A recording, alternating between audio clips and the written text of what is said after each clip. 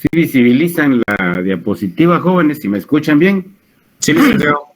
Sí, sí, se ve. Se escucha fuerte y claro. Muchas gracias. Bien, vamos a retomar el tema del presupuesto que ya habíamos iniciado relativo a los principios generales del presupuesto. ¿Cómo ven la importancia de lo que vimos allá en el aporte que les di de la ideología? En todas las teorías, colegas, toda la ciencia se guía por principios. Los principios son los que informan, ¿sí?, los que dan la base en cualquiera de las ramas de la ciencia, en cualquiera. De tal manera que esto se refleja en el desarrollo del pensamiento financiero hasta la actualidad, de los principios que deben de desarrollarse dentro del presupuesto. Y lógicamente habíamos platicado del principio de la anualidad. Independientemente de lo que hemos platicado sobre este aspecto, y que es una situación que no viene o no es arbitraria, sino que conforme los estudiosos fueron viendo la realidad en la que ellos vivieron, vieron la necesidad de que se implementara, o sugirieron que para un mejor control de las finanzas públicas, de la administración de las finanzas públicas, tanto control contable, el mismo control presupuestario, la fiscalización, tanto técnica, diríamos que es la que hace la Contraloría General de Cuentas, como la política por parte de un parlamento, era importante que hubiera un inicio de un presupuesto y un cierre de un presupuesto para poder verificar en ese bendito presupuesto si efectivamente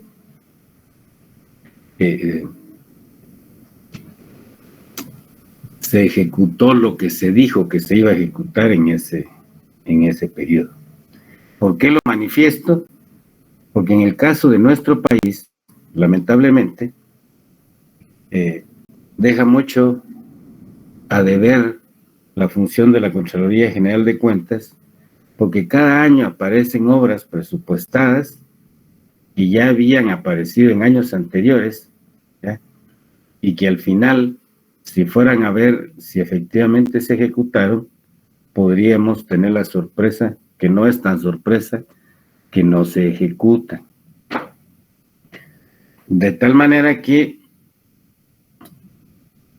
la esencia de presentar un presupuesto para un periodo determinado, que generalmente es un año, radica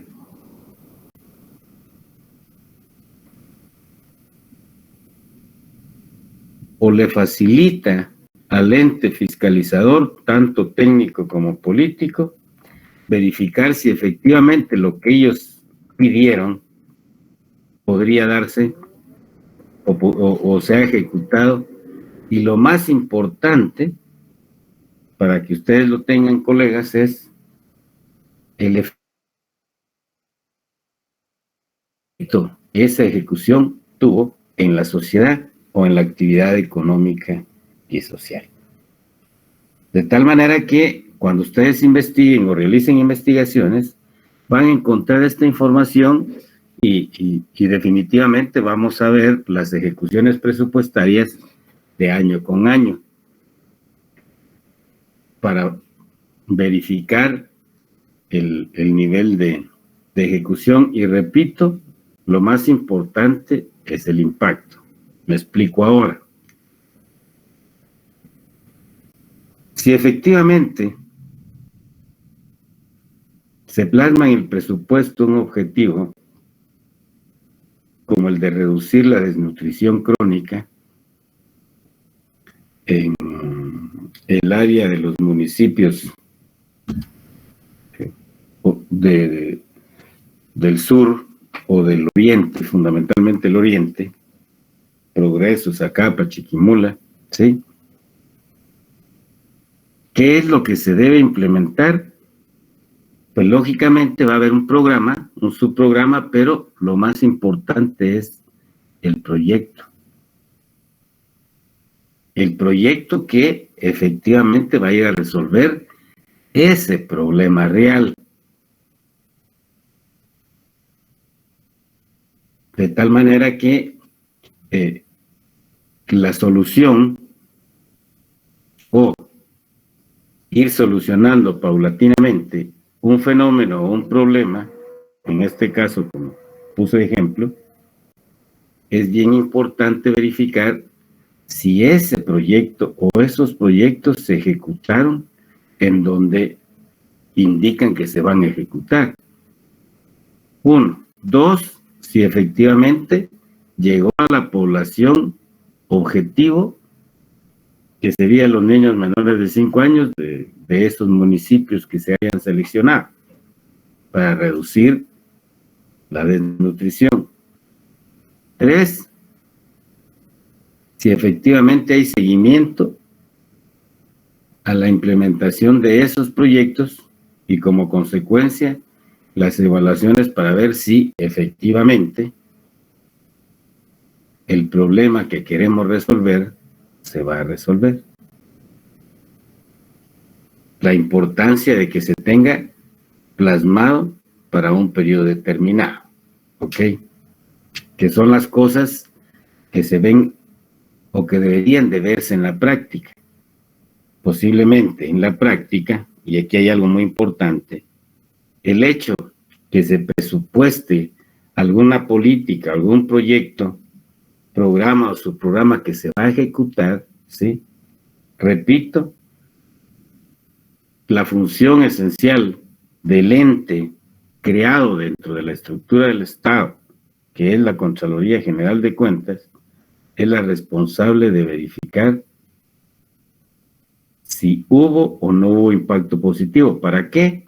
Para poder rectificar la forma como se está desarrollando esa actividad. Posiblemente van a decir ustedes, ese es el ideal, pero dentro de lo que debe de hacerse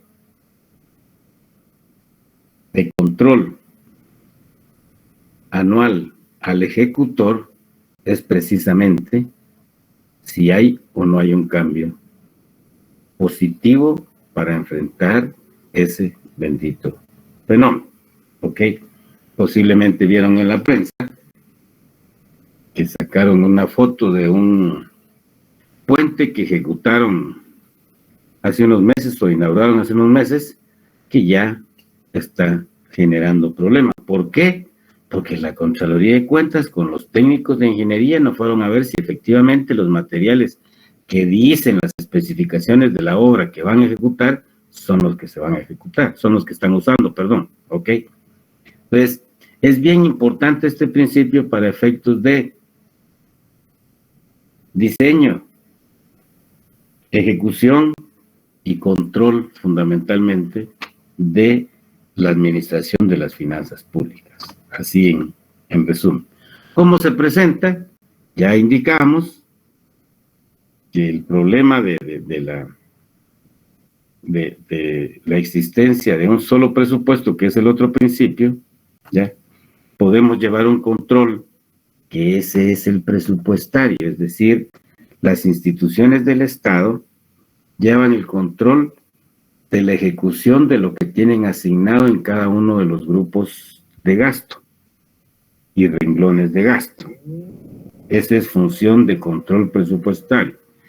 El control de que efectivamente se ejecute y el impacto que tenga, y si se está haciendo conforme a lo que está diseñado, le corresponde a la Contraloría General de Cuentas. Esa Contraloría General de Cuentas cada año va a presentar, o en todo caso, si hubiesen realizado la inspección en ese gasto, en ese puente que estaba programado con 19 millones y resultó siendo de 24 millones aproximadamente, ¿sí? Se hizo de acuerdo a las especificaciones para poder presionar, o si no se está haciendo así, presionar a la empresa para que efectivamente cumpla con eso. Y en esa vía evitar cualquier otro tipo de fuga que haya en la administración de los puestos. ¿Ok? Pues la parte adicional que no está dentro de esta teoría, sino que está en la práctica de cómo se ejecuta ese evento, es decir, que la importancia del principio de la anualidad. El siguiente dijimos que era la unidad, y ya platicamos que se los mostré, hay un decreto en donde va el presupuesto de ingresos, egresos y financiamientos, si hay financiamiento. Dentro del presupuesto de ingresos está presentado conforme a la clasificación, ¿sí?, de ingresos corrientes, ingresos extraordinarios, ¿sí?, el gasto de funcionamiento, gasto de inversión y la deuda pública interna y deuda pública externa. Se supera la dificultad que habíamos visto en la existencia de dos presupuestos de acuerdo a la teoría clásica, de tal manera que sí, efectivamente existe un solo presupuesto, y habíamos hablado que se supera el tema que se tenía en la teoría de dos o más presupuestos con el principio de unidad por el principio de integridad del presupuesto, que resulta siendo un solo documento. El principio de la universalidad, y aquí también en la práctica, ¿qué es lo que pasa? ¿Quién es el que debe, por qué se dice que debe colocarse todos los ingresos y todos los gastos sin excepción?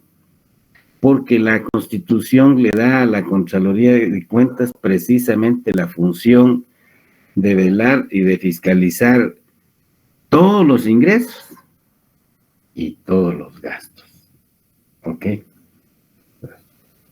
Planteo esto para que vean la debilidad institucional, el problema institucional que existe, ya, y que vimos allá en el tema cuando todos esos principios, todos esos valores de esas teorías, al momento de entrar al ámbito político y lo toma, o lo debería de tomar cada uno de los partidos políticos, y si llegaron al poder, ¿ok? Si llegan al poder político, pues efectivamente deberían y tendrían que estar en función a la creación del Estado, al fin fundamental del Estado, al fin supremo del Estado, independientemente de dónde venga. Pero ha pasado algo con esto de la institucionalidad. Cuando llegan los partidos con principios de mercado, tratan de implementar el mismo quehacer o la forma de funcionar en el mercado en la administración pública. Y eso hace que se debilite la institucionalidad. ¿Por qué? Porque lógicamente son dos ámbitos totalmente diferentes, y el origen y razón de ser de cada uno, ustedes ya lo conocen, pues también son diferentes, solo que se complementan. Fundamentalmente la complementariedad, pero en todo caso, para fines de comprender bien estos principios, el de universalidad, repito, no debe quedar ni un solo centavo que va a ingresar fuera, ni un solo centavo de gastos, ¿ok? Todos deben de figurar en el presupuesto. No es válido que porque entró más dinero, yo voy a gastarme ese dinero si no está presupuestado en los gastos. Eso es ilegal. A eso se refiere en la práctica, en la praxis, el principio de la universalidad. Como bien lo dijo el compañero que me estaba ayudando el otro día en la lectura, para el caso de Guatemala ya no aplica. Aplica en aquella parte de los ingresos que no tienen un destino específico y que debería de evaluarse y analizarse si efectivamente es más positivo que tengan un destino específico o si efectivamente, o si va a ser más efectivo si no tuviesen ese destino específico. De igual manera, tengan o no tengan, y hay un ejemplo muy claro, los 4 centavos por galón de gasolina, diésel, etcétera, que tiene la ley de distribución de derivados del petróleo en el país, era para el bendito fondo de infraestructura. Y miren cómo está la infraestructura. O sea, no se puede tocar ese dinero, es específico para mantener la infraestructura del país, particularmente la vial, ¿ya? Y se dan cuenta ustedes que, a pesar de que tiene un destino específico, no se ve que se esté ejecutando en el fin que la ley estableció. Pues para fines de nuestro estudio, este principio, en la práctica, no se cumple por todos los destinos específicos que la ley que crearon los impuestos específicos fundamentalmente, ¿sí?, tiene.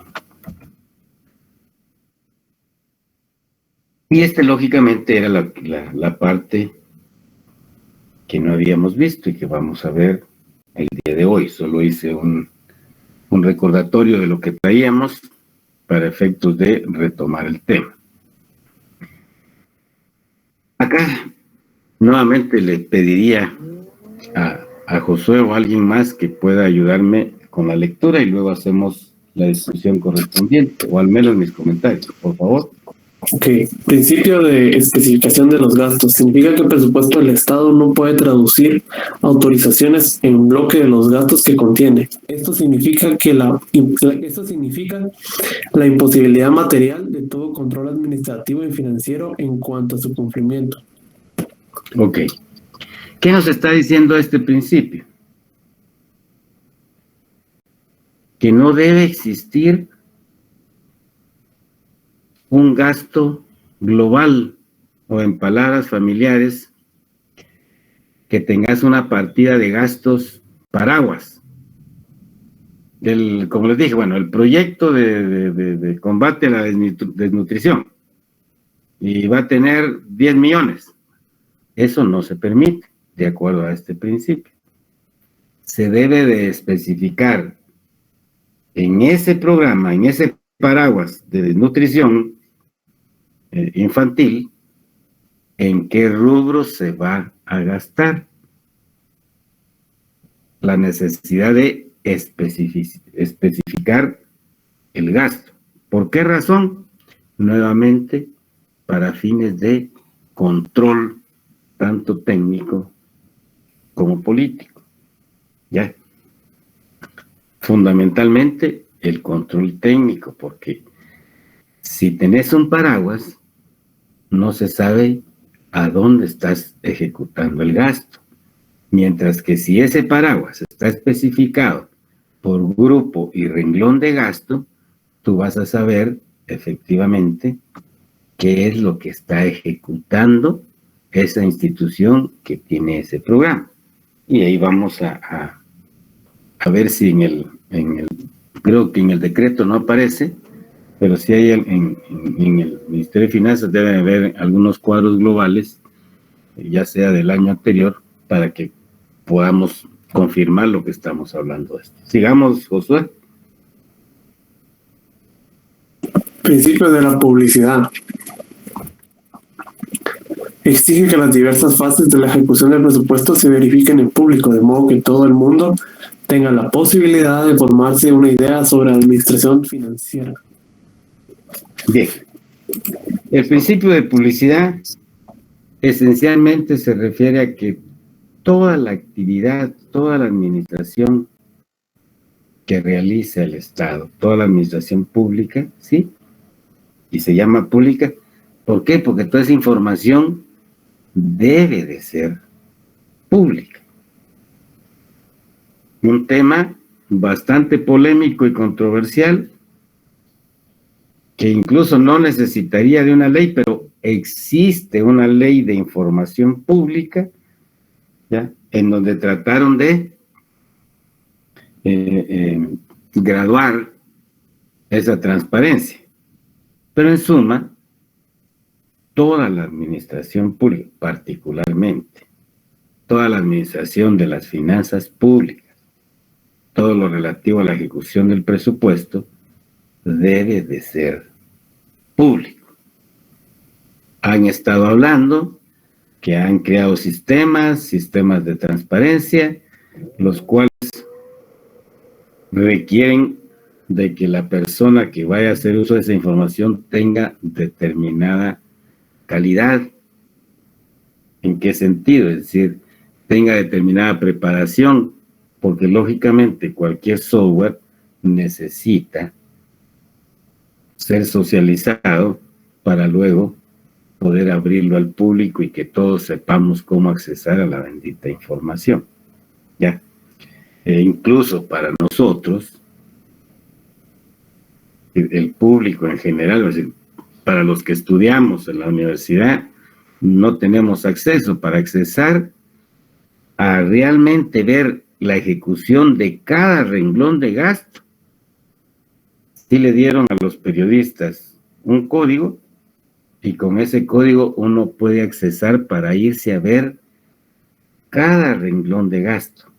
Cuando hablo de renglón de gasto, ya en el otro tema que viene, particularmente en el presupuesto por programa, las bases teóricas del presupuesto por programa, ahí vamos a ver parte de eso, ¿ya? Y cuando nosotros chequemos el proyecto de presupuesto para el 2023, pues vamos a revisar ese tipo de gasto. De tal manera que lo que debemos de tener claro es, están administrando el dinero del pueblo, esa es la esencia, y que por lo tanto debe ser totalmente público para que el pueblo que está pagando los impuestos, ¿sí?, pueda verificar el uso que se está haciendo de esos pistos. Ya, bien. Llegamos a esta tesis. Por favor, Josué. Tesis del presupuesto equilibrado. De acuerdo a la concepción tradicional del presupuesto equilibrado, es condición primordial y esencial que, en el presupuesto, el monto de los gastos coincida con el importe total de los ingresos. Bien, la esencia fundamental del presupuesto equilibrado es que los ingresos sean exactamente igual a los gastos. Sigamos. Cuando los ingresos son mayores a los gastos, se dice que existe superávit presupuestal, pero cuando los gastos son mayores a los ingresos, existe déficit presupuestal. Bien, cuando estamos hablando en términos de presupuesto y relacionamos los ingresos con los gastos, si estos son superiores, se va a llamar superávit, hay más ingresos que gastos, por lógica. Y si son menores a los gastos, pues va a haber un déficit presupuestal. Se le denomina también superávit o déficit fiscal, para que no vayan a confundirse y que puedan pensar que hay terminología diferente, ¿no? Es exactamente lo mismo. La diferencia que hay entre ingresos y gastos se llama déficit o superávit fiscal o déficit o superávit presupuestal. Repito, en jerga presupuestal, lógicamente tendríamos que hablar de un déficit presupuestal. Por favor, Josué. A partir de la macroeconomía moderna de Keynes, la gestión y administración financiera son inseparables del funcionamiento del sistema económico, al considerar que, frente a la actividad económica cíclica, el equilibrio del conjunto de la economía nacional solo puede lograrse mediante el déficit presupuestario. Bien, aquí tenemos un paradigma que rompió la posición clásica del presupuesto equilibrado.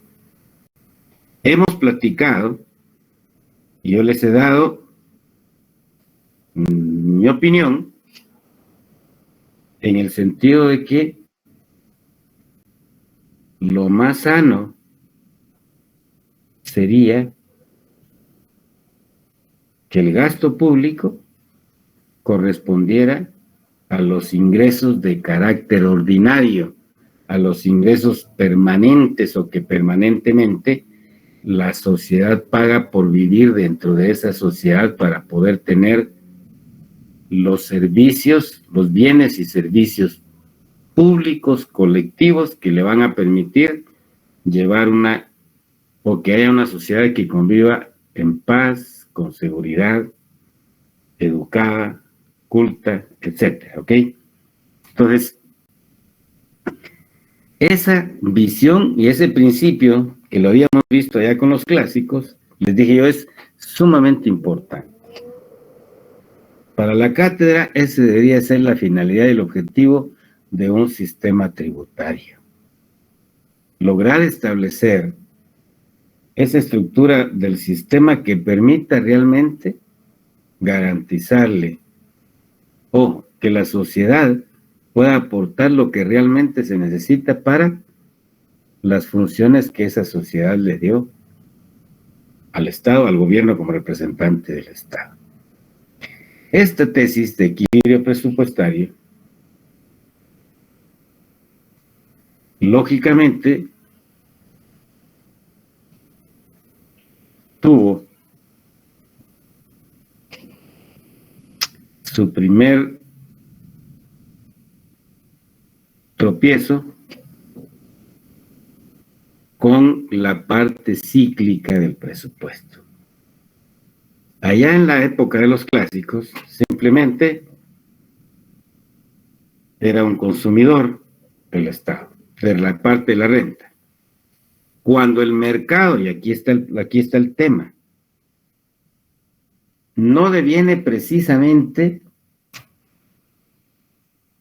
de una decisión arbitraria de decir que la tesis de equilibrio del presupuesto no tiene efectos positivos, no. Repito, es y debería de ser la mejor forma de administrar los pistos del pueblo. Pero cuando el mercado entró en crisis, y le llamamos los ciclos económicos, cuando entra en una fase de depresión económica, de desaceleración económica, etcétera, esa realidad, ese fenómeno real, chocó con esta tesis del presupuesto equilibrado. Y ese paradigma de equilibrio fue roto por el nuevo paradigma planteado por John Maynard Keynes. ¿Quién va a tener o quién va a ser el sector dinámico para corregir una depresión económica?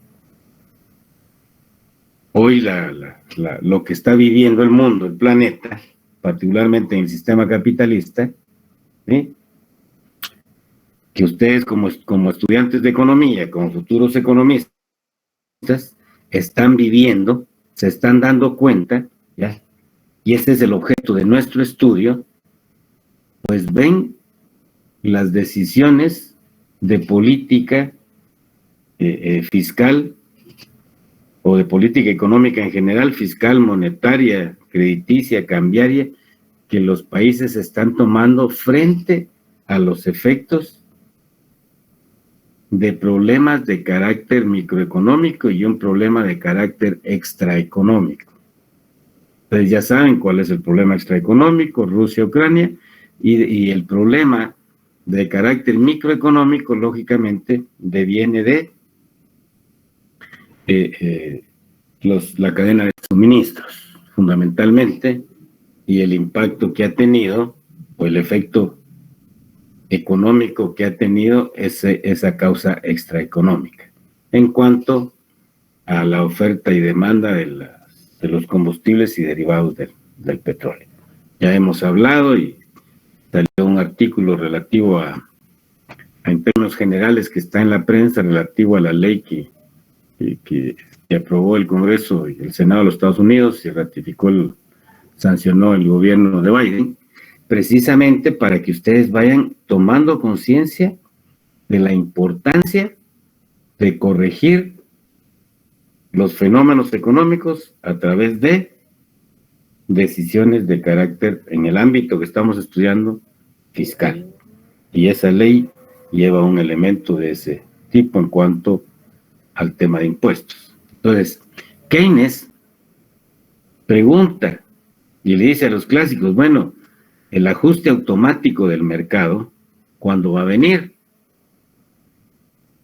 ¿Quién va a detener esa caída de la desocupación? ¿Quién va a detener esa caída de desocupación y el efecto que pueda tener en el tema de los precios? Porque si no hay ingreso, por más que bajaran los precios, no hay ingreso, no va a poder adquirirse esos bienes y servicios que el mercado produce. O sea, los bienes económicos privados. ¿Ok? Pues este paradigma del equilibrio se rompe con el efecto que tiene en la actividad económica el desequilibrio en los mercados. ¿Ok? Ya sea por causas de orden económico o por causas de orden extraeconómico. Y hoy, repito, como economistas lo están viviendo ahora y es fascinante ver cómo los que dirigen los gobiernos de cada país, las medidas que están adoptando para poder enfrentar ese problema, y en algunos países, como los vecinos, en el caso de El Salvador, problemas estructurales que había traído ese país. Bien, pero fundamentalmente eso nos permite comprender lo siguiente. Por favor, Josué. De este amplio concepto de equilibrio del sistema económico ha surgido la teoría del déficit sistemático, por medio del cual se puede estimular la economía y combatir las depresiones cíclicas, en oposición a la idea de una permanente contracción de los gastos públicos planteada por los clásicos, la cual es inoperante cuando la economía nacional está en crisis. Bien, como ven, don Maynard Keynes nos habla de la economía en términos generales, pero fundamentalmente, si ustedes ven lo que se está dando ahora, se analiza en los mercados, ¿ok? En la economía de mercado. Entonces, de un equilibrio entre la oferta y demanda global de la economía, o para lograr ese equilibrio entre oferta y demanda global de la economía, surgió la teoría keynesiana y con ella la teoría relativa al déficit sistemático, que es muy diferente, y aquí quiero ser muy enfático en esto. Es muy diferente el planteamiento del déficit presupuestal de Keynes con un problema de carácter estructural del sistema impositivo. Son dos cosas diferentes. Cuando hay crisis en la economía, cuando hay desequilibrio en los mercados, lógicamente Keynes dice, el único que tiene la solución en el corto y mediano plazo es el Estado, es la economía pública, a través de el déficit presupuestal, con el objeto de generar o de ocupar aquellos factores de producción que se desocuparon derivado a ese desequilibrio en los mercados. ¿Ok? No está diciendo que se creen sistemas impositivos con déficit sistemáticos. No. Y acá, lamentablemente, muchos economistas, cuando plantean o combaten las ideas keynesianas, lo manifiestan de forma general. Y ahí es donde vos como economista debes de tener el cuidado de comprender aquella coyuntura de los años 30, ¿sí?, en donde surge el planteamiento keynesiano y precisamente el desequilibrio el déficit sistemático del presupuesto para corregir un problema en ese momento. Luego de corregir ese problema en ese momento, se supone que los siguientes años ya no debería de haber déficit porque ya la economía se recuperó y está en proceso de crecimiento hasta llegar al punto de mayor crecimiento, y como consecuencia hay necesidad de desacelerar la economía. Ahí también debe de participar el Estado, pero en esos momentos de crisis de la actividad económica, en donde se justifica el planteamiento o el paradigma keynesiano de los déficits sistemáticos en el ámbito presupuestal o de los déficits presupuestales. ¿Ok? Pero que quede claro, la cátedra está siendo muy concreta en el sentido de diferenciar entre los sistemas o los déficits presupuestales derivados de un fenómeno y de un problema estructural del sistema impositivo con lo que está planteando la teoría de John Maynard Keynes. ¿Ok? Pregunto, ¿alguna duda o inquietud sobre esto? Espero haber sido claro.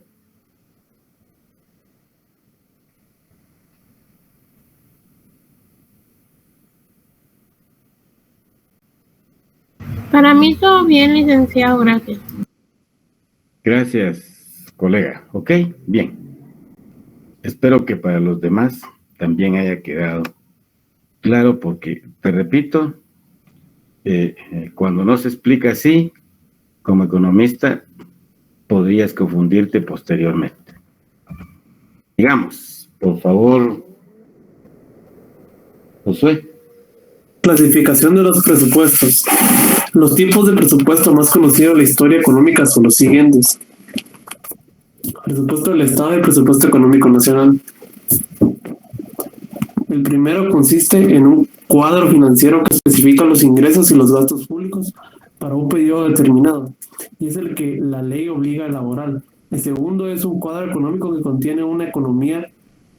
El segundo es un cuadro económico que contiene una estimación del comportamiento de todos los sectores de una economía nacional para un periodo determinado. Su elaboración requiere de buena información estadística y de la existencia de un buen sistema de cuentas nacionales o contabilidad social. Bien. Históricamente los presupuestos se han clasificado como presupuesto del Estado y presupuesto económico nacional. El ideal en los países que han logrado tener el presupuesto económico, es decir, el presupuesto de la actividad económica, lógicamente, mediante las cuentas nacionales o la contabilidad social, que también así se llama el sistema de cuentas nacionales, ¿ok? Es importante porque ahí vas a tener un presupuesto de Estado. Ya vimos cuáles son los elementos de un Estado. Repito, no confundirlo solo con la administración pública, no, el Estado somos todos. Y el tener un presupuesto de Estado facilita la complementariedad que debería existir entre la economía pública con la economía privada. El presupuesto llamado del Estado, que es del gobierno como representante del Estado, es el presupuesto que anualmente autoriza y aprueba el Congreso de la República, o los Congresos de la República en todos los países de economía mixta, ¿ya? Y lógicamente que hay toda una legislación que obliga a elaborarlo, ¿ya? No sé si dentro de las leyes Kimberly tenemos la ley del presupuesto, general del presupuesto. Ordinaria. Permítame, voy a revisar. Revise, por favor, me cuenta, porque si no, voy a hacer yo un análisis de la ley para efectos de que tengamos claro lo que estamos hablando acá del presupuesto, que ordinariamente... ¿Sí? Sí, claro, ahorita voy a revisar, ahorita le digo. Ok. Que ordinariamente se ha llamado presupuesto del Estado. El segundo, que es un sueño para este país, ¿sí? Lógicamente estaríamos hablando de una matriz económica, de un presupuesto de carácter tanto productivo como la parte de la asignación del gasto público que va a coadyuvar a esa parte de la producción, que va a coadyuvar con el mercado en la parte productiva. De tal manera que en un presupuesto económico nacional deberíamos de conocer los proyectos privados de fábricas o de nuevas formas de producir que el mercado va a realizar o que la economía privada va a ejecutar en un año. ¿Para qué? Para que toda la parte relacionada con la producción que debe ir por el lado del gasto, fundamentalmente, que es todo lo de la infraestructura, complemente y facilite esa inversión privada en los proyectos que están contenidos en ese presupuesto económico nacional. Lamentablemente, repito, nosotros solo nos quedamos con el presupuesto del gobierno general o del Estado, como lo plantea acá también la teoría, y de lo otro, pues no tenemos mayor información. ¿Por qué? Porque el sistema de cuentas nacionales, que les voy a comentar, tal vez algunos ya saben, o habrán algunos colegas estudiantes que trabajan en el Banco Central, la responsabilidad de elaborar las cuentas nacionales la tiene el Banco de Guatemala. Él tiene una sección de cuentas nacionales dentro de su estructura orgánica. Lamentablemente, con información no actualizada ni real. Cuando hablo de actualizada y real, significa que los sistemas de cuentas nacionales se basan en censos, no solo censo de población, censos industriales, censos agrícolas, censos agropecuarios, encuestas agrícolas, encuestas industriales, encuestas agropecuarias, etcétera, etcétera, de servicios, me explico, que debe de realizarse cada 5 años para tener información mucho más reciente para efectos de que el cálculo de las cuentas nacionales esté más cercano a la realidad y no sean cuentas nacionales demasiado estimadas. ¿Ok? Fíjese ¿Sí? que ya revisé y sí está la ley orgánica. Ok, perfecto, gracias, Kimberly. Bien, esto entonces con referente a presupuesto de Estado y presupuesto económico. Para fines de clase, que tengamos clara la diferencia. ¿A qué se refiere el presupuesto del Estado y a qué se refiere el presupuesto económico nacional? Que lógicamente este término subsume a esto, incluye al presupuesto del Estado. Por favor, Josué. Presupuesto único y múltiple. Cuando las circunstancias reclaman el desenvolvimiento de la acción del Estado, el planteamiento de un presupuesto conteniendo actos económicos de la misma naturaleza o similar naturaleza y se prevé su realización en un periodo de duración igual. Se puede y debe elaborar un presupuesto único. Bien. ¿Qué nos está diciendo que es el presupuesto único? Cuando se planifica, este es un elemento bien importante. Cuando se planifican programas, proyectos o actos económicos, como la teoría le llama, que responden a la misma naturaleza o similar naturaleza, y se prevé ejecutarlos o realizarlos en un periodo de duración igual, se puede y debe elaborar un presupuesto único. Sigamos. En cambio, cuando ciertas actividades previstas consisten en operaciones de consumo, funcionamiento y otras son de capitalización, es decir, de naturaleza diferente, o cuando unas son de largo plazo y otras de corto, es necesario elaborar presupuestos múltiples. Entonces, ¿cómo es la diferencia entre el presupuesto único y múltiple? Va a depender de la naturaleza del gasto o de las actividades económicas o del acto económico que va a desarrollarse. Por ejemplo, los gastos de operación o de funcionamiento, esos son de igual naturaleza y van a aparecer año con año porque son recurrentes en el presupuesto de gastos como presupuesto de gastos de funcionamiento. Pero cuando hay proyectos de inversión, cuando se va a incrementar el capital social básico, por eso se dice acá capitalización, es decir, se va a aumentar el capital social básico de un país, lógicamente ese tipo de proyectos no necesariamente se va a realizar en un periodo determinado, que generalmente es un año, sino que son, y aquí viene la otra diferencia, ya son de mediano y largo plazo. Por lo tanto, se requiere elaborar presupuestos múltiples. No solo elaborarlos, se va a presentar el proyecto de presupuesto que se va a aprobar para el año 2023. Pero dentro de ese presupuesto debe adicionarse la información de aquellas inversiones que van a iniciarse en el 2023, pero que van a finalizarse en 2 años o 3 años más. En otras palabras, debe de adicionarse la información como información, no para su aprobación, de un presupuesto múltiple.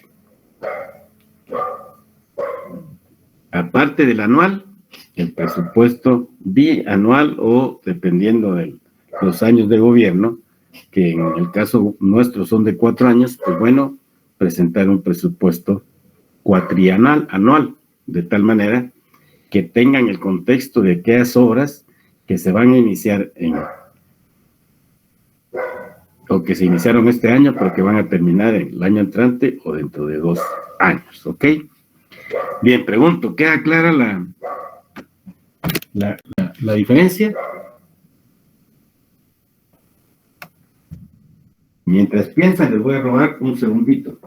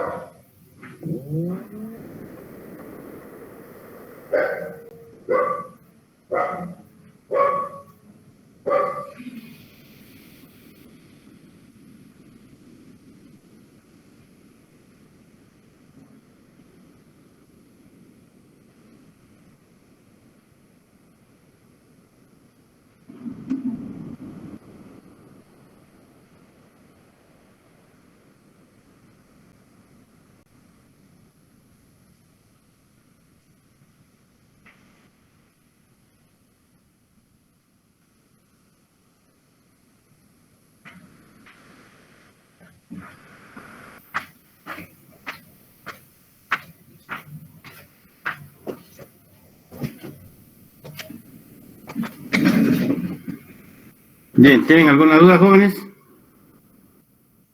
Licenciado, ¿podría repetir lo que era presupuesto único y...? Bien, la diferencia entre presupuesto único y múltiple radica en la naturaleza del gasto. ¿Ok? Cuando los gastos son de la misma naturaleza o similar naturaleza y se prevé ejecutarlos en el mismo periodo, o debe prepararse un presupuesto único, según la teoría. ¿Ok?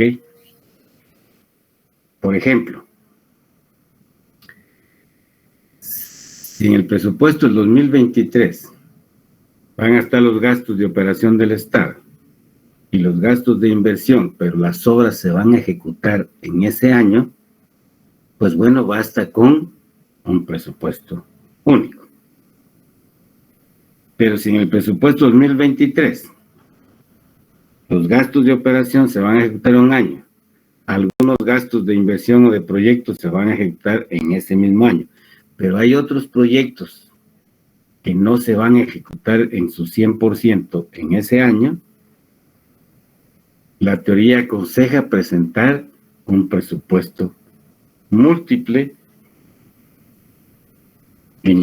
y como dije, en el caso de este país, que los gobiernos tienen un periodo de 4 años, presentar aquellos proyectos que van más de un año en su ejecución en un proyecto cuatrianual, ¿ya?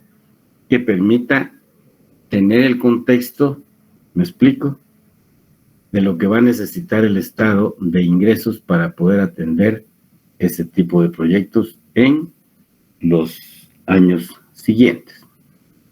Que también para fines de ingresos es fundamental que vos como ministro de Finanzas, como administrador de las finanzas públicas, tengas tu presupuesto múltiplo o de más de un año con el objeto de, al estimar esos ingresos, si eso va a ser posible, esos ingresos van a ser suficientes para atender el incremento de gastos que se espera tener en los años siguientes. Es decir, un poco de programación financiera, presupuestaria por parte del gobierno. Pero generalmente lo que se presenta es el proyecto de decreto con el presupuesto del año entrante. Y ahí lo vamos a revisar al final de esto, que vamos a checar un poco el presupuesto en 2022, con lo que podamos tener ahí para verificar lo que estamos hablando en cuanto a los principios y en cuanto a la clasificación de los presupuestos. Por favor, Josué. Presupuesto ordinario y presupuesto extraordinario.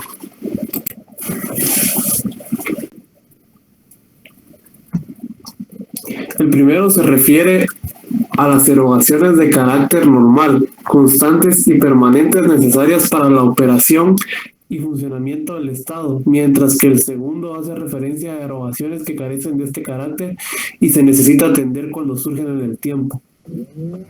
Bien, como ven, nuevamente acá, al igual que en los ingresos, el presupuesto ordinario y extraordinario, la diferencia va a ser la temporalidad.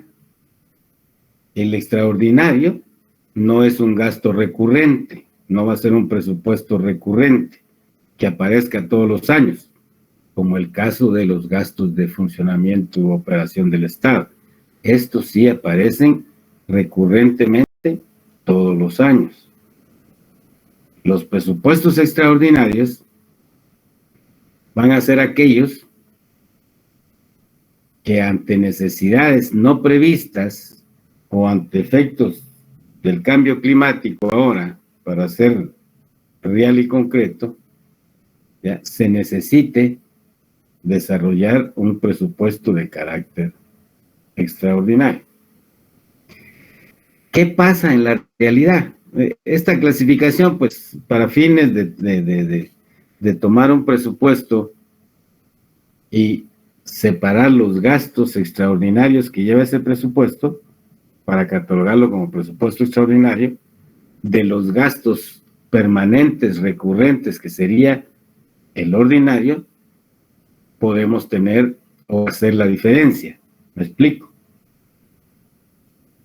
Pero cuando hablamos de un presupuesto que ya ha sido aprobado y lo vivieron o lo conocimos ahora, que con los efectos de los fenómenos naturales disminuyen un presupuesto asignado a una institución, que fue salud pública, para poder atender ese otro tipo de gastos, que es un gasto extraordinario, porque una vez pasó la tormenta, lógicamente no hay necesidad de seguir presupuestando dinero para poder atenderla, porque ya se acabó la tormenta. Ahí está lo extraordinario, ¿ya? Dentro de un mismo presupuesto que esté aprobado, ¿ok? De tal manera que para fines de programación y con la información que ya se tiene con la tecnología actual de cómo va a estar el ambiente o cómo va a ser la época lluviosa, que podría afectar y requerir de tener un fondo de carácter extraordinario o un fondo establecido para atender emergencias, que muy bien ya se puede programar, repito, porque ya conocemos cuántas tormentas van a venir por el Atlántico, por el Pacífico, en lo que queda de este año. Y con las experiencias anteriores, qué tipo o el monto que se ha requerido para poder atender esas emergencias, con el objeto de, siendo vos economista y administrando los dineros de un Estado, lógicamente, la previsión en el momento para tener resiliencia en el momento correspondiente, o sea, para poder reaccionar en el momento correspondiente. Cuando tenés un cuando tenés un sistema tributario con problemas de carácter estructural como el mismo, lógicamente decís, eso no va a ser posible. Podría ser posible si se hace una asignación efectiva y eficiente del gasto y se ejecute lo que ahí se requiera y no se desvíen fondos para otros objetivos, que hablan más o menos que en los países como el nuestro se va en corrupción alrededor de un 20% más o menos de los ingresos totales, que lógicamente hay que verificar y que puede muy bien tener una base de datos o información con el análisis de las ejecuciones presupuestarias. Para eso es importante la bendita ejecución presupuestaria. Sigamos, Josué. Este criterio ha sido superado por el concepto actual que clasifica los presupuestos en de funcionamiento, que corresponde al ordinario, y de capital o de inversión, que corresponde al extraordinario. En otras palabras, y es la clasificación de las cuentas nacionales y de las finanzas actuales: presupuesto de funcionamiento y el presupuesto de inversión, integrados en un solo documento. No son dos presupuestos diferentes como explicamos en las clasificaciones anteriores, ¿ok? Por favor, Josué. Presupuesto funcional.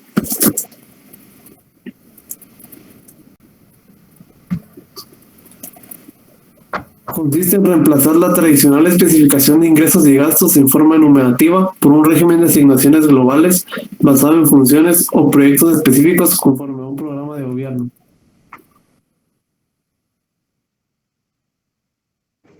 Este moderno concepto de función obliga a que la administración pública aplique en la práctica las previsiones presupuestarias, estableciendo responsabilidades a los funcionarios ejecutores de las erogaciones autorizadas.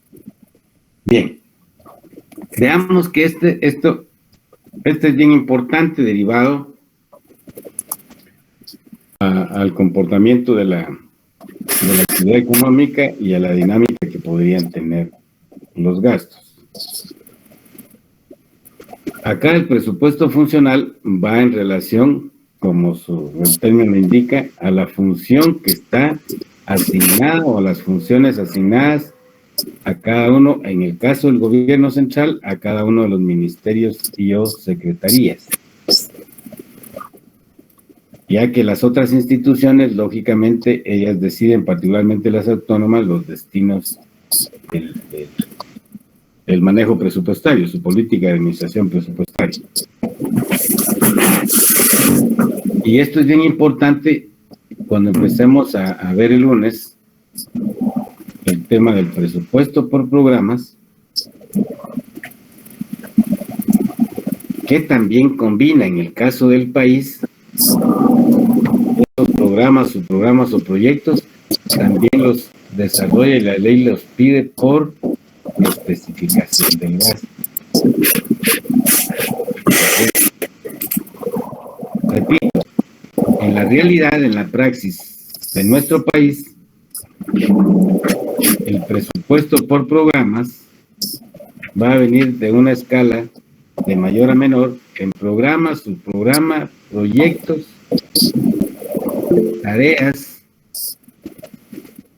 y cada uno de esos programas, subprogramas o proyectos viene desglosado y especificado el gasto por grupo y renglón de gasto.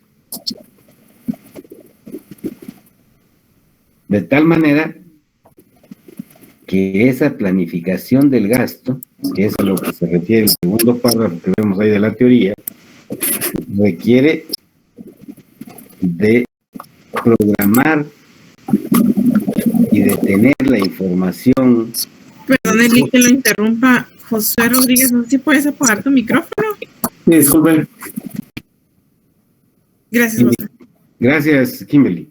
Indicaba entonces la necesidad de la programación, de la planificación y de la previsión en la parte del gasto para poder atender las responsabilidades que la ley le da a cada uno de los organismos de Estado. Particularmente el Ejecutivo, que es el que ejecuta las leyes y produce los bienes y servicios públicos que la sociedad necesita de acuerdo a las funciones que se le dio a ese tipo, al Estado en sus tres poderes. ¿Ok? Entonces, presupuestar no simplemente es hacer una lista de ingresos y una de gastos, para el caso del presupuesto gubernamental, ¿sí? Se necesita hacer la previsión y tener información histórica, particularmente de los precios de los bienes y servicios que son necesarios para que el gobierno preste educación, salud, vivienda, seguridad, etcétera, ¿ok? Y lógicamente las funciones que estamos viendo, que vamos a ver en la parte fiscal, que son funciones más relacionadas con el comportamiento de la actividad económica, pero en la parte de las decisiones de política económica, social y productiva.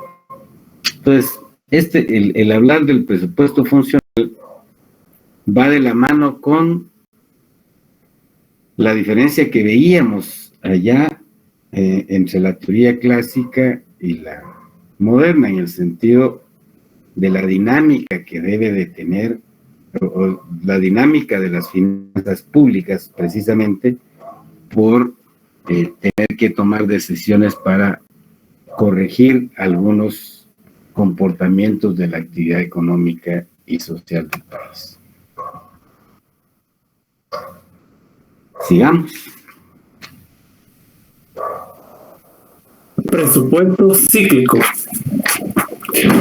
es el que abarca periodos mayores a un año, es decir, son multianuales, son verdaderos programas de gobierno planificados para lograr el equilibrio de la economía nacional y se adecúa ya sea a propósitos deliberados del gobierno en armonía con planes de desarrollos o bien para tener previstas medidas de gobierno que permitan actuar oportunamente sobre las fluctuaciones de la economía nacional. Bien, esto recoge lo que vimos de la clasificación anterior, ¿ya? En el significado o la comprensión de lo que es el presupuesto cíclico, y se le denomina así, colegas, porque va de la mano con el comportamiento de la actividad económica. Lógicamente, características son o están constituidas porque es mayor a un año, es decir, son multianuales. Efectivamente, son verdaderos programas de gobierno. ¿Para qué? Para atender la economía nacional. Y lógicamente, también para poder lograr los objetivos del desarrollo o los planes de desarrollo económico y social del país. También permite un presupuesto cíclico tener la resiliencia necesaria para poder enfrentar cualquier fenómeno de carácter económico o de carácter extraeconómico, particularmente relacionado con los fenómenos naturales, que son los más recurrentes año con año, derivado al cambio climático o al tema ambiental que nosotros tenemos. Repito, sus características son que son multianuales, que el presupuesto cíclico es un programa planificado de gobierno que permite reorientar hacia el equilibrio de la economía nacional,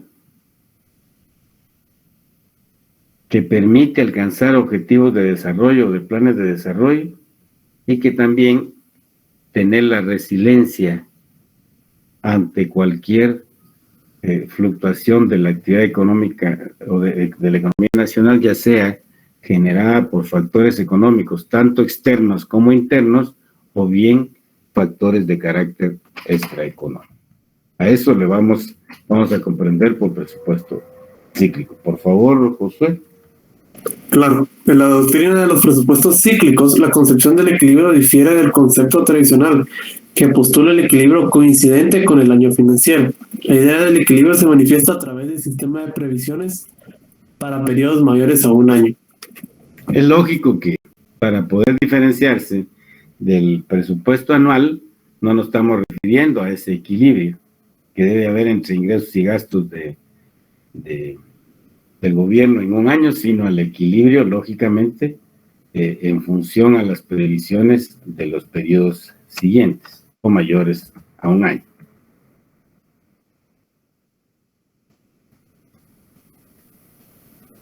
Sigamos.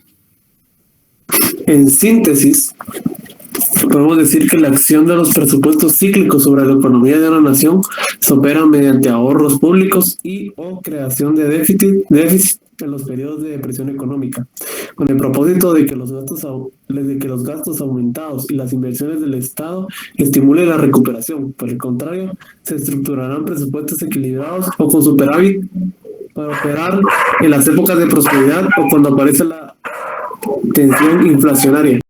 Bien.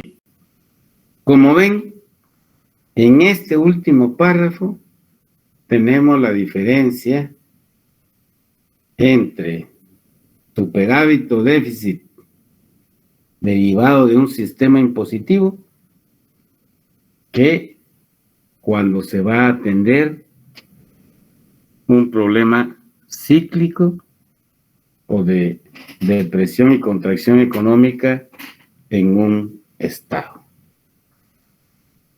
Este párrafo es bien importante para confirmar la diferencia que yo les manifestaba y que les pedía como colegas, como economistas, de favor tenerlo claro. Los déficits sistémicos o los déficits presupuestarios, la creación de esos déficits va a ser para atender depresión económica. En los tiempos normales no debería haber déficit, sino por el contrario, si la economía está creciendo, se está recuperando y se está acelerando su crecimiento, debería de tenerse presupuestos equilibrados o con superávit. ¿Para qué? Para operar en las épocas de prosperidad o cuando aparece la tensión inflacionaria. Ejemplo de este caso, las medidas que tuvieron que adoptar los gobiernos para poder frenar el crecimiento de precios. El caso del gobierno de Guatemala, con el tema de los subsidios a los derivados del petróleo, y aumentar el subsidio, o ampliar, mejor dicho, la cobertura de subsidios, si no mienten las informaciones de prensa, en el tema de la energía, para que ellos usen determinado o consuman determinado nivel de kilovatios por hora. ¿Ok? Entonces, con esto, por favor, colegas, no podemos decir muy ligeramente que el responsable de los déficits fiscales es don John Maynard Keynes, porque él los planteó, los justificó. Habló de déficit fiscal cuando la economía está en una fase cíclica depresiva. Pero para efectos de una economía que está en recuperación, en crecimiento, lógicamente ahí no se justifica, o dijo, no lo incluyó don John Maynard Keynes, pues, me explico, para que ya quede bien clara esa diferencia. Repito, se busca o se tergiversa mucho el tema de John Maynard Keynes, precisamente. Otro elemento que se le refuta a John Maynard Keynes es que el hecho de estos déficits ha hecho que el gasto público o los gobiernos como representantes del Estado sean grandes, sean obesos, sean gordos.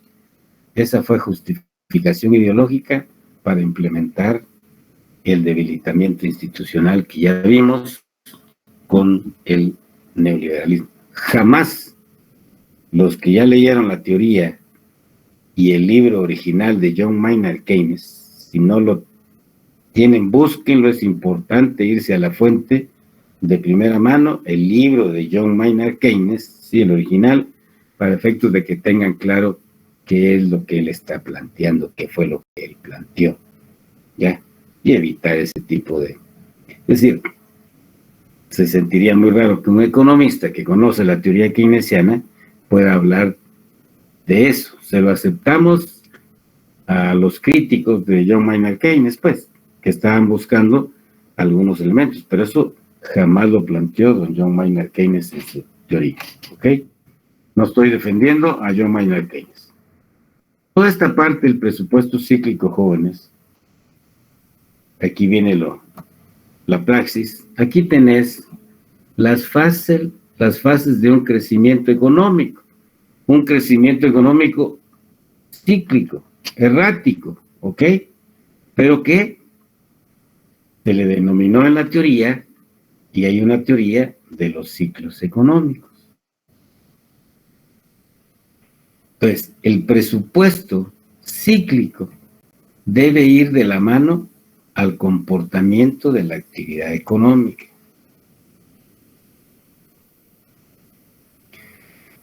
¿Qué tenemos acá? Estamos en esta parte, tenemos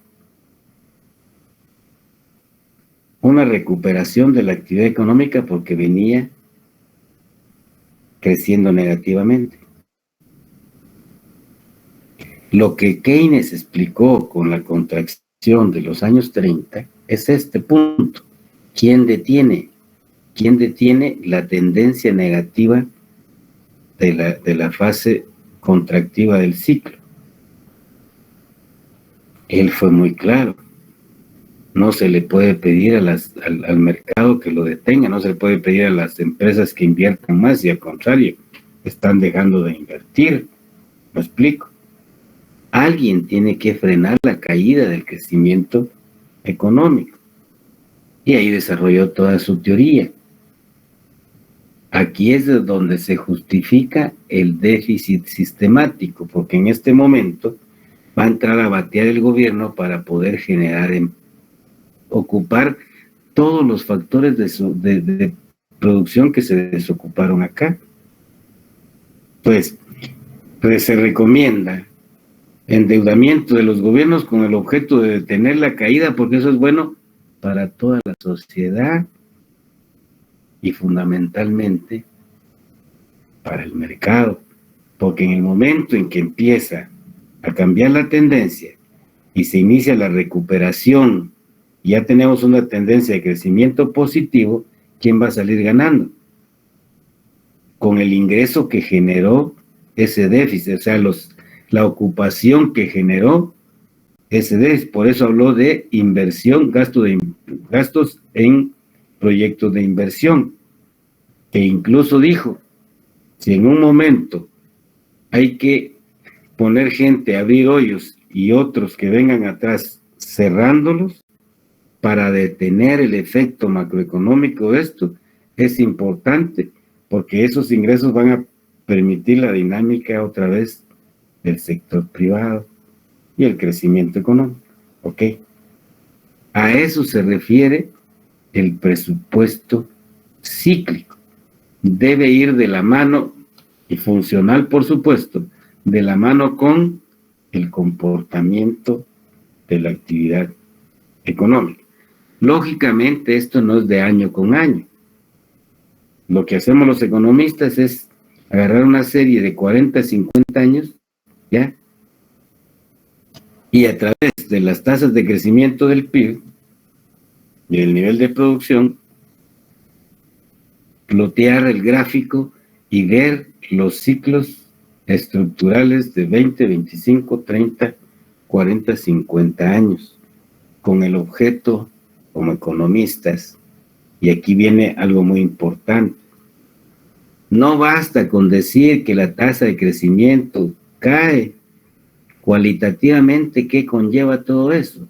¿Qué causas, qué factores son los que están generando este comportamiento? Es lo que nos interesa a nosotros los economistas explicar. Porque el sub y baja, la gráfica no lo muestra. Yo no puedo decir, fíjese que la tasa de crecimiento bajó y luego subió para luego volver a bajar y luego subió. El gráfico me lo dice. Lo que yo debo explicar como economista, cuáles son los factores de orden económico, político o extraeconómico que se dieron, ¿ya?, para explicar este comportamiento. Te vas a los años 30 y ahí está el crack en la bolsa de valores, ¿ok? Que rompió totalmente y que se agudizó, o sea, la tendencia se agudizó, con la Segunda Guerra Mundial. Hoy, cabalísticamente, lo que se da es un movimiento bélico entre dos países para luego venir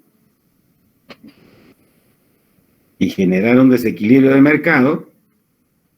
Ese desequilibrio de mercado obliga a tomar decisiones que podrían detener el crecimiento de la economía. Es decir, estamos recuperándonos de la pandemia, de un efecto extraeconómico, ¿sí?, en esta fase, y aquí cae el problema del conflicto bélico y podría entonces mantener un crecimiento igual o empezar a una contracción, o lo que están hablando de una posible recesión económica, lógicamente muy leve, derivado a las medidas que se están adoptando. Repito, y para efectos de lo que planteó don John Maynard Keynes, ¿sí?, la experiencia que vivimos hoy, particularmente por las decisiones adoptadas en los países, se confirma que no con las medidas de orden monetario que tomó la Reserva eran suficientes. Se tuvo que adoptar otro tipo de medidas, ahí tener la ley contra la inflación. ¿Ok? ¿Queda claro el tema del presupuesto cíclico con esta explicación del ciclo económico, jóvenes?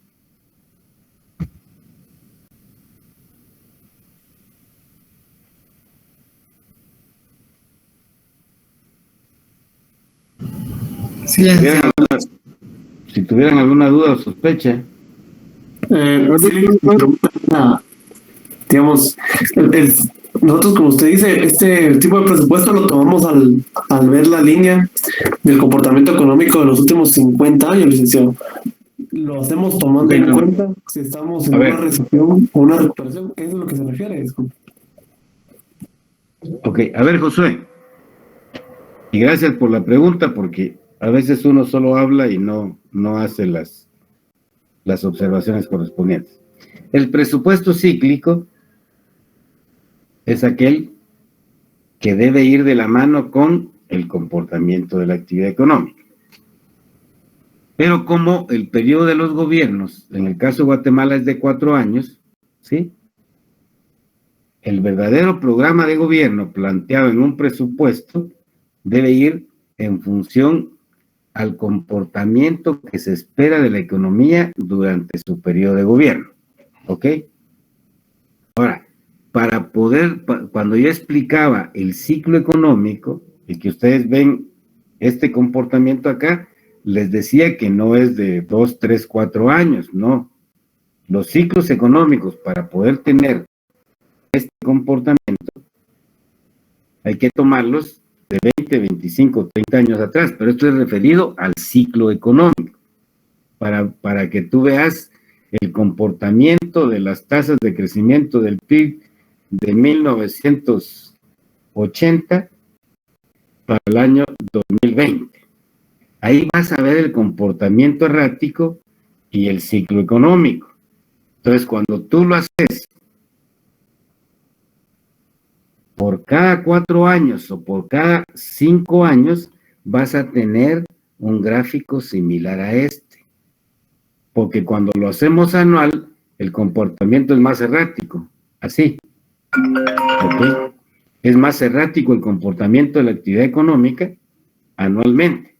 Que si pones la tasa de crecimiento del año 80, la tasa de crecimiento del año 85, y si veníamos de crecimiento va acá, pero luego cuando pones la tasa de crecimiento del Producto Interno Bruto del año 90, de repente se estancó la economía y ya empezás a plotear cuando lo hacemos a cada 4 años, a cada 5 años, ¿me explico? O cuando tomamos solo la tasa de crecimiento del Producto Interno Bruto a cada 4 o a cada 5 años, que cuando lo tomamos anualmente. Entonces, el presupuesto cíclico, la existencia de un presupuesto cíclico, ¿sí?, permite mandar un mensaje de decir, el plan de gobierno para estos 4 años, ¿sí?, va en función al comportamiento de la actividad económica. No solamente va a tener los gastos recurrentes, que son, como su nombre lo indica, sino que se va a proyectar mejorar tales bienes y servicios públicos. Y en el ámbito de la producción, los proyectos de inversión que son complementarios o van a ser requeridos o para inducir la inversión privada. Creo que les mencioné cuando les hice la pregunta de qué actividades rentables hay. Si el gobierno estuviera en función al comportamiento de la actividad económica, cumpliera una función fiscal de estabilización y de promoción del crecimiento de la actividad económica, podría estar desarrollando toda la infraestructura que permitiría explotar el ecoturismo en varias áreas del país. Y al haber infraestructura, está atrayendo, ¿sí?, inversión privada. Está diciendo, bueno, allá puede explotarse la industria del turismo o del ecoturismo. ¿Por qué? Porque ya existe una infraestructura que facilita el acceso a todas esas áreas profundas, rurales que tiene el país y que efectivamente califican para proyectos turísticos o ecoturísticos. Por ejemplo, ¿han visto ustedes, en el caso de mi departamento, la Laguna Magdalena o la Laguna Escondida o en toda la parte fronteriza con México, los accesos son difíciles? Tenés que llevar un 4x4, ¿ya? El gobierno, ojo, buscando en función al comportamiento de la actividad económica, propiciar el crecimiento económico, debería de orientar a través de la inversión pública y siguiendo el planteamiento que vimos ahora de Keynes para generar ocupación, bueno, desarrollar toda la infraestructura para facilitar el acceso a esas áreas y que permita la inversión privada, crear cabañas, hoteles o lo que adecuados, es decir, tecnológicamente adecuados a la naturaleza de esos lugares para poder desarrollar el turismo y el ecoturismo. Si no hay inversión pública en infraestructura, el mercado no le va a interesar porque la inversión en infraestructura es demasiado alta con relación a las cabañas que vas a a desarrollar ahí con tecnología apropiada. ¿Ya? Vinieron unos suizos. Sí, son suecos, suizos. No sé si han escuchado ustedes el Hotel Unicornio Azul. Ese Hotel Unicornio Azul es inversión privada extranjera que está en lo más alto de la Sierra de los Cuchumatanes y está creado con tecnología apropiada, pero sin afectar el medio ambiente. Lógicamente, la infraestructura de acceso no está tan buena, pero de alguna manera va con esa línea de la localización de ese lugar, tratando de mantener una carretera no asfaltada, sino para propiciar un poco o tecnológicamente adecuada al área, ¿ya? Donde desarrollaron su actividad. Repito, con tecnología apropiada. Fue una inversión de europeos que a pesar del mal acceso, se los digo, a pesar del mal acceso, porque no es un acceso que estimulara una mayor demanda de turistas, sino de turistas nacionales fundamentalmente. Ellos lo desarrollaron porque tienen un paquete. Ellos traen a jubilados de Europa. Entonces, acostumbrados a una infraestructura de primer orden allá, cuando vienen a estas áreas ecoturísticas, pues lógicamente les llama más la atención lo rústico. Posiblemente nacieron en épocas en que ya había urbanización en sus países y aquí van a ver lo rústico, que es parte de el ecoturismo. De tal manera, repito, una inversión privada, el acceso para nosotros, lógicamente que no estamos acostumbrados al interior del país, no es muy bueno, pero este proyecto fue creado para grupos específicos de jubilados europeos que traen estos señores a su hotel, para que vean que sí se puede desarrollar actividad económica y aprovechar los recursos naturales de este país sin afectar el medio ambiente. ¿Ok? Bien. Perdonen que les haya comentado esto, pero son cosas muy concretas que posiblemente ustedes no conocen, que no existen, para ustedes posiblemente no existían. Sí, habría mucha mayor dinámica si el gobierno toma la decisión de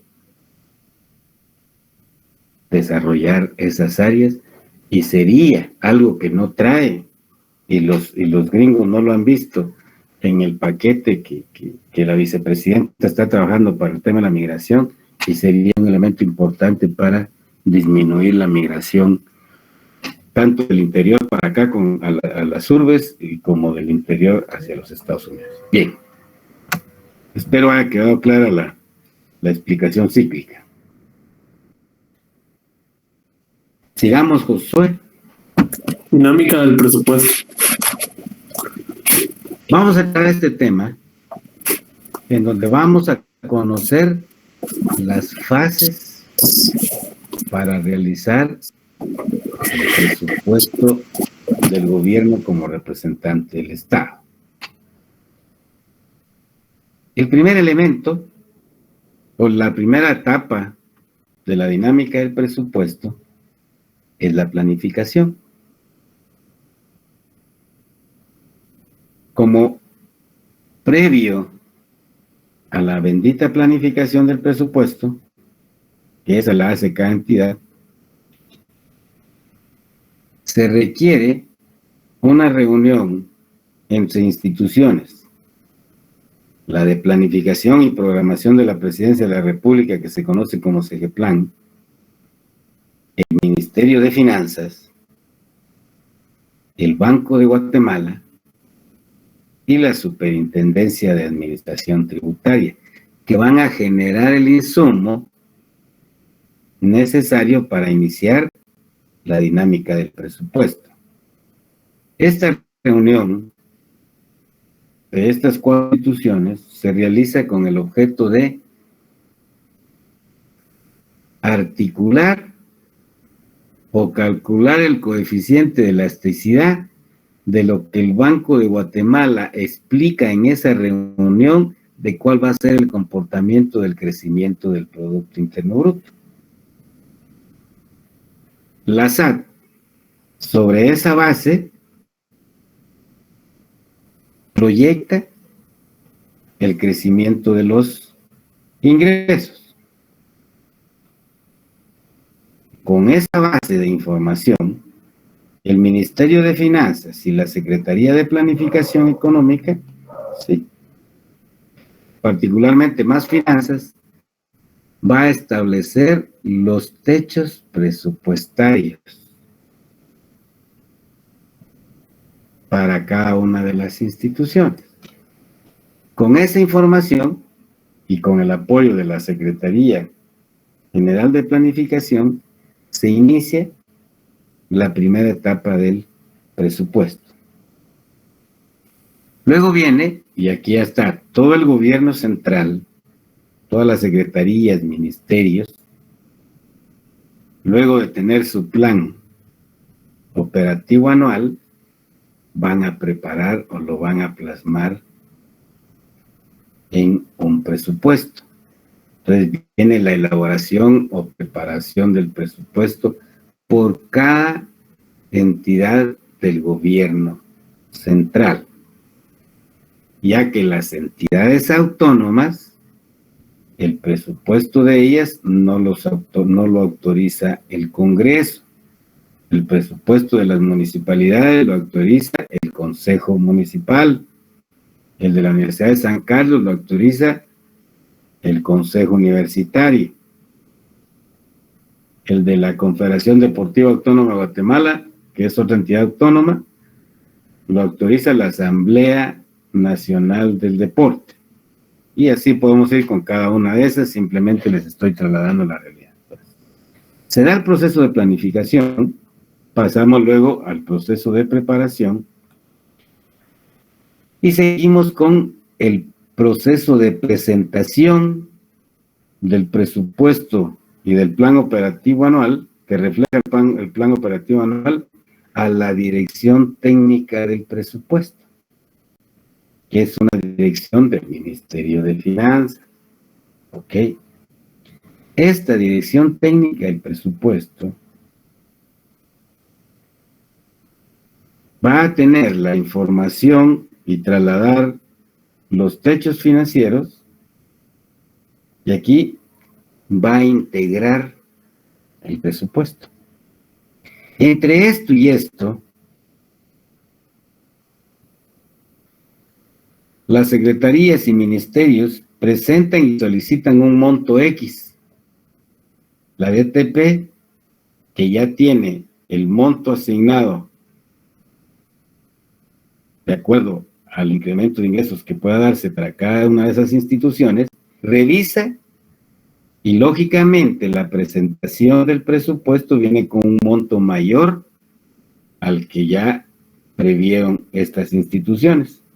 Entonces se lo regresan para que las instituciones se adecúen su presupuesto al techo financiero, llamémosle oficial. Una vez articulado el techo financiero asignado y previsto por estas instituciones de acuerdo al comportamiento del PIB y la estimación de los ingresos tributarios,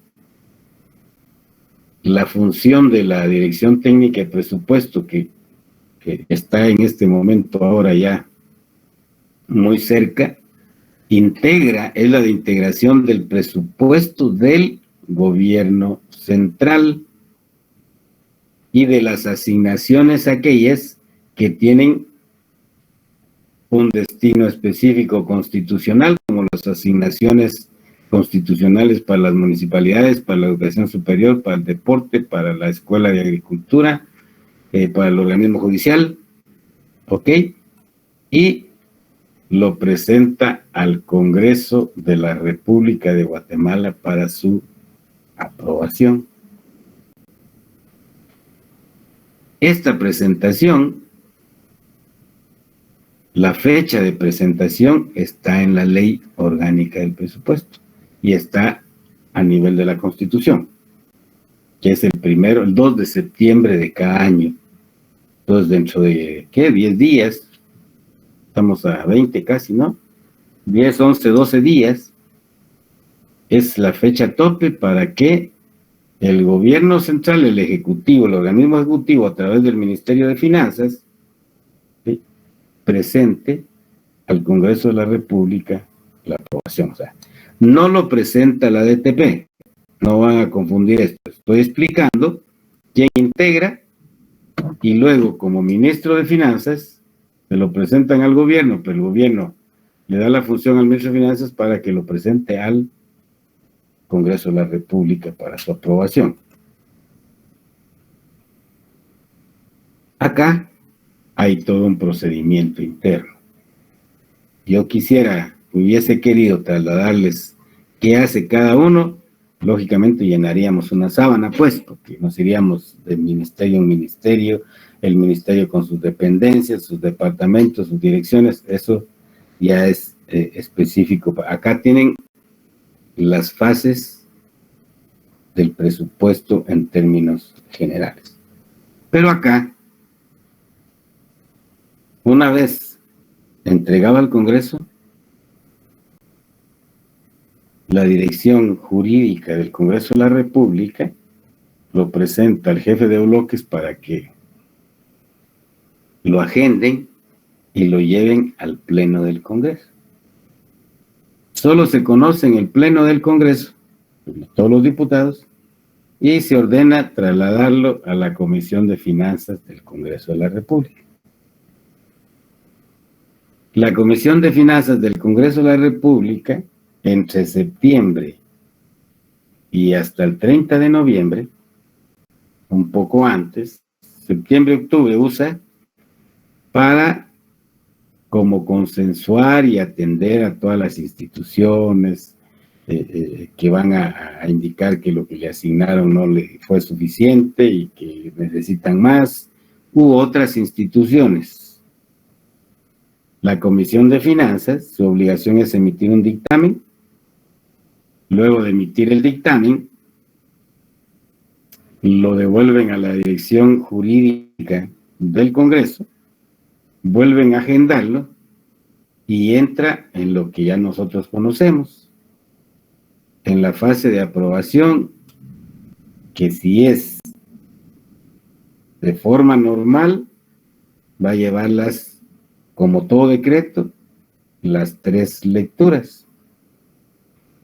Solo que si han ido, porque es interesante ir, cuando ven la aprobación de leyes o decretos como el del presupuesto, no se entiende qué lee el secretario en la primera lectura, lo mismo, luego preguntan y votan, lo mismo en la segunda, ¿ya? En la tercera, y de ahí entran a la siguiente, que ya es por artículos. Ahí sí hay una actividad, diríamos, con mucha más atención que las anteriores para poder presentar allí, en ese momento, algunas mociones privilegiadas, le llaman, para poder modificar algo que va. Una vez aprobado por artículos, va a la Comisión de Redacción y Estilo y se traslada a la presidencia del organismo ejecutivo para que sancione. Esto no porque sea presupuesto, esto es la obligación constitucional legislativa para la creación de una ley. La obligación del Congreso de hacer esas 3 lecturas, aprobarlo por artículos y luego trasladarlos para que sea sancionado por el presidente de la República. Es el trámite de cualquier ley. ¿Ok? La aprobación constitucional está establecida como función del Congreso de la República de Guatemala. Ya de acá para acá, ya no tiene nada que ver el tema presupuestario, porque se supone que este señor presidente ha sido informado por sus ministros y particularmente el ministro de Finanzas sobre toda la preparación de esto, ¿no? Y lógicamente cuando el presidente le dice al ministro de Finanzas, entréguelo, porque el Ejecutivo dice la ley, para entregarlo en nombre del Ejecutivo, ya conoce el presupuesto.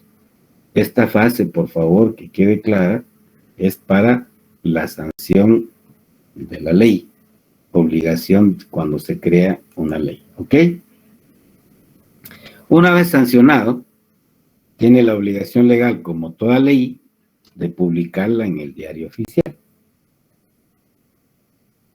Hasta aquí, ya publicada, entonces ya regresa nuevamente al ámbito nuestro, eminentemente de la otra fase. Regresa al Ministerio de Finanzas, que realiza la apertura presupuestaria y se la traslada a cada una de las instituciones para que puedan iniciar la fase de ejecución. Aquí tenemos la fase preparatoria, acá la aprobación, por cuestiones legales y constitucionales lo debe sancionar el presidente, publicarlo, y aquí empezaría ya la fase de ejecución en el momento en que es trasladado a todos los ministerios e instituciones. Dentro del presupuesto del Ministerio de Finanzas se incluye un programa que dice otras obligaciones a cargo del Tesoro. Ahí es donde se asigna el monto que se le va a dar al resto de instituciones que no forman el gobierno central, al resto de instituciones autónomas, descentralizadas, semiautónomas, ¿ok? Bien.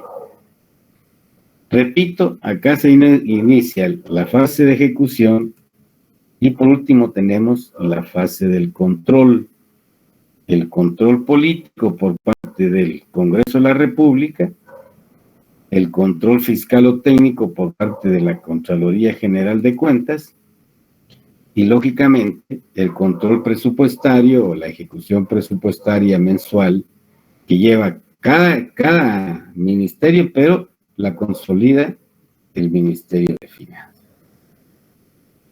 Y aquí tuvimos el paseo, jóvenes, de cómo se da la dinámica del presupuesto o las etapas para tener un presupuesto preparado, aprobado, ejecutado. Entonces, aquí está la ejecución que realiza cada ministerio y la última fase que sería el de control, repito, político, técnico a través de la fiscalización y la ejecución y el control presupuestario, que es la ejecución presupuestaria que lleva o consolida el Ministerio de Finanzas. Todo esto está en ley.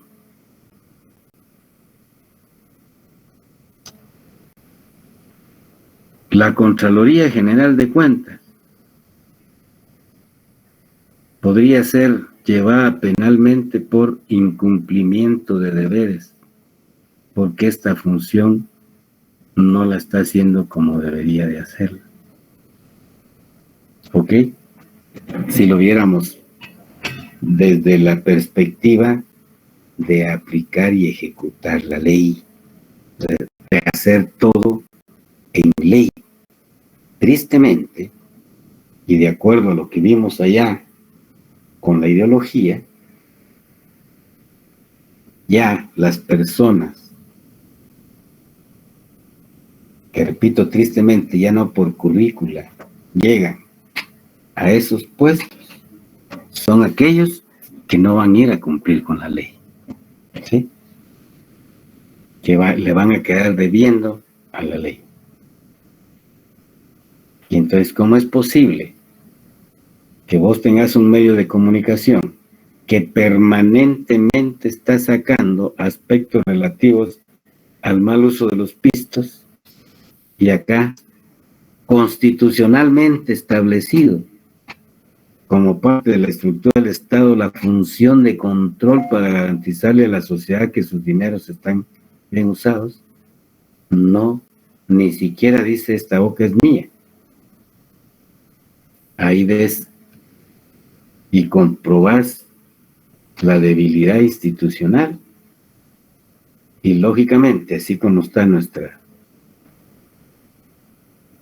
Universidad de San Carlos, tristemente,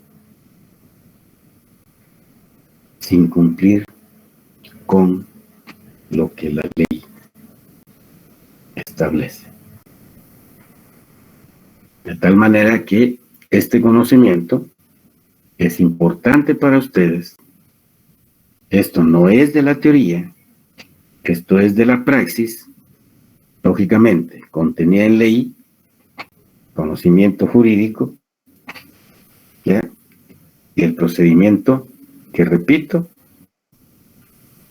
podríamos llenar una sábana y vemos qué hacen estos mismos ministerios en la fase de la preparación y luego en la fase de ejecución. Bien, ¿alguna inquietud, duda o sospecha sobre esto?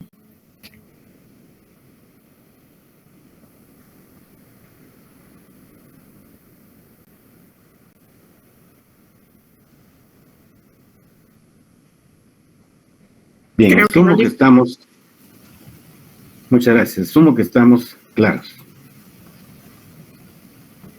La última fase, que le corresponde a la Contraloría General de Cuentas, es la liquidación del presupuesto, que tiene la obligación legal de enviar el informe al Congreso de la República sobre los hallazgos que haya encontrado en este proceso de fiscalización, y luego, esto es en mayo del año entrante, tiene la Contraloría General de Cuentas para enviar la liquidación del presupuesto conjuntamente con el MINFIN al Congreso de la República para conocimiento del Congreso de la República y pueda actuar con el control político, que es ahí donde solo se conoce que hubieron hallazgos por tal monto, pero de ahí ya no se ve qué hace el tema político y cuánto de todo esto, que es obligación de la Contraloría General de Cuentas, si hubieron aspectos que conllevan una investigación penal, trasladar todas esas denuncias al Ministerio Público. Esto ya es eminentemente legal, pero vean a la función que la Constitución le da, no solamente es de carácter administrativo en cuanto al control del presupuesto, sino trasladar también para que se inicie la persecución penal en aquellos casos en que es muy evidente que los fondos no se ejecutaron donde se iban a ejecutar. Bien. Ahí tienen adicionalmente la parte conceptual. Me imagino que también tienen el gráfico. Aquí vamos a releer nuevamente, por favor, Josué, para que les quede como repaso a ustedes. Claro, dinámica del presupuesto. El presupuesto cumple su desarrollo a través de 4 etapas o 4 fases, a saber, número 1, planificación o preparación. Le corresponde realizar esta fase al Poder Ejecutivo a través de los diferentes ministerios e instituciones centralizadas coordinados por el MINFIN y el CGPLAN. Número 2, aprobación. Esta etapa la realiza el Congreso de la República o la desarrolla la Asamblea Nacional. Como es en términos generales, en el caso de Guatemala es Congreso, en otros países se le denomina Asamblea Nacional, pero es exactamente el mismo poder legislativo. Sigamos, por favor. Sanción. Número 3, sanción. Le corresponde esta fase a la Presidencia de la República. Número 4, ejecución. El organismo que ejecuta el presupuesto es el Ejecutivo, por medio de sus diferentes dependencias. Número 5, control. Esta fase puede ser de carácter administrativo. Control presupuestario por parte del MINFIN y la fiscalización del CGC y fiscalización política por el CRG. Número 6, liquidación. El 31 de marzo de cada año el Ministerio de Finanzas Públicas presenta la liquidación presupuestaria ante el Congreso de la República. Adicionalmente, la Contraloría General de Cuentas presenta ante el mismo organismo un informe sobre la liquidación del presupuesto de cada año. Bien, como les indiqué, aquí tienen un pequeño resumen de lo que vimos en los gráficos o de lo que les ampliaba y explicaba en el gráfico anterior, para que no quede solo en palabras, porque las palabras no se ven. Aquí sí ya ven ustedes, en resumen, a qué se refiere cada una de estas etapas de la dinámica del presupuesto. Por último, por lo menos para esta clase, quise cerrar con esto para que tengan ustedes una visión del gobierno general o del sector público, de la economía pública en una economía mixta. Es bien importante, este es un aporte que tomé de uno de los últimos libros de Stiglitz, ¿sí? Que se identifica más con el lado de la teoría institucional, dentro de todos los economistas que son de renombre a nivel internacional.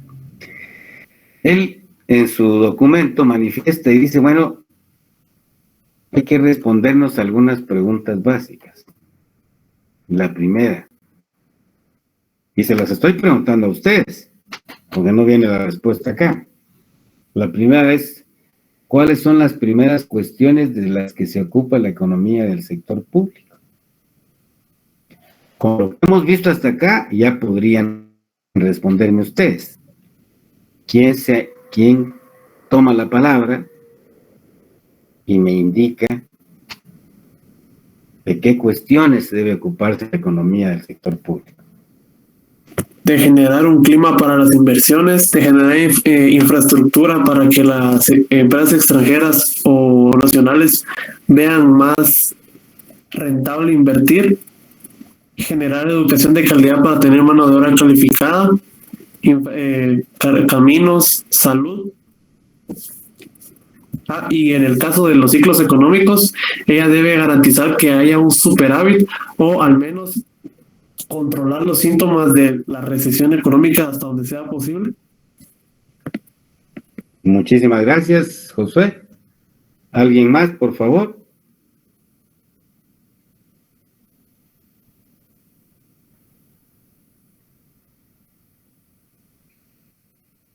Repito, hasta este momento ya tienen ustedes toda la información para poder ir respondiendo a estos aspectos. ¿Alguien más, por favor?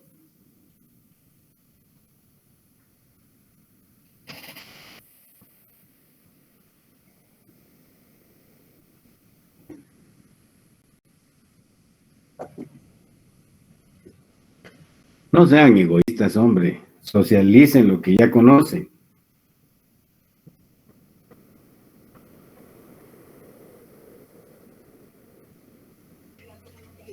Bueno, en términos generales, licenciado, pues el bienestar, ¿verdad? De la sociedad. Muchas gracias, compañera. El fin supremo. Bien, ya espero que los demás compañeros al menos lo hayan respondido mentalmente, pero sí es importante para su formación, jóvenes. Otra pregunta. Que en esas mismas preguntas van a venir algunas respuestas a la primera. ¿Cuáles son los diferentes puntos de vista sobre el papel económico del Estado?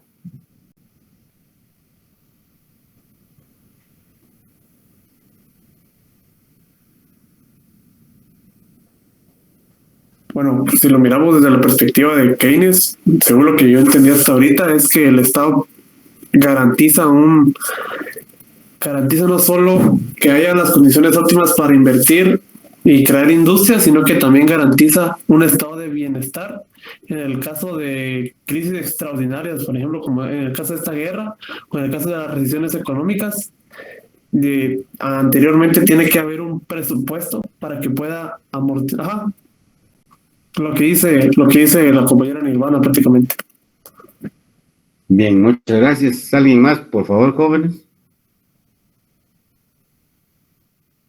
¿Quiénes son fans de la teoría clásica, de la neoliberal, del liberalismo? ¿Quiénes son fans del keynesianismo, neokeynesianismo? Ahí van a tener el papel económico del Estado. Incluso, para que logren sacar, ya vimos el tema de a qué nos referimos cuando hablamos de ideología, incluso podrían manifestar esa parte acá, pero realmente la intención es que al final tengamos claro el rol del gobierno como representante del Estado.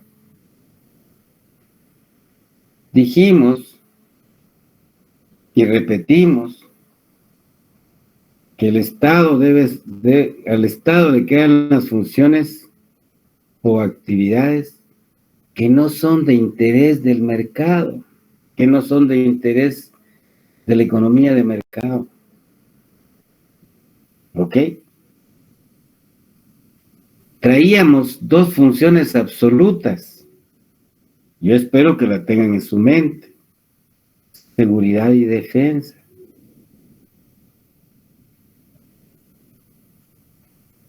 Porque cuando hablamos del sector público estamos hablando del gobierno general, o sea, ahí sí de todo el gobierno como representante del Estado, municipalidades, entidades autónomas, semiautónomas, descentralizadas y los 3 organismos del Estado. La de administrar la justicia, la de, bueno, más adelante puede venir, pero la de corregir o solucionar los conflictos que se den entre el Estado y entre el gobierno y los gobernados, entre los propios privados. ¿Quién va a resolver esos conflictos? Pues son cuestiones de que se ocupa la economía. ¿Legisla el mercado? No, ¿verdad? ¿Quién legisla? El organismo legislativo.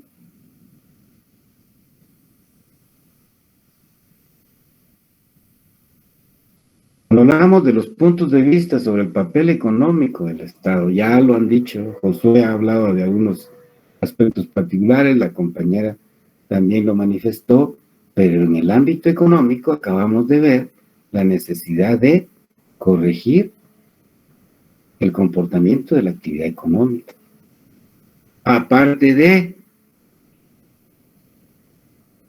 crear las condiciones para la estabilidad macroeconómica, propiciar el crecimiento económico, redistribuir la renta de la riqueza, que lo hemos visto.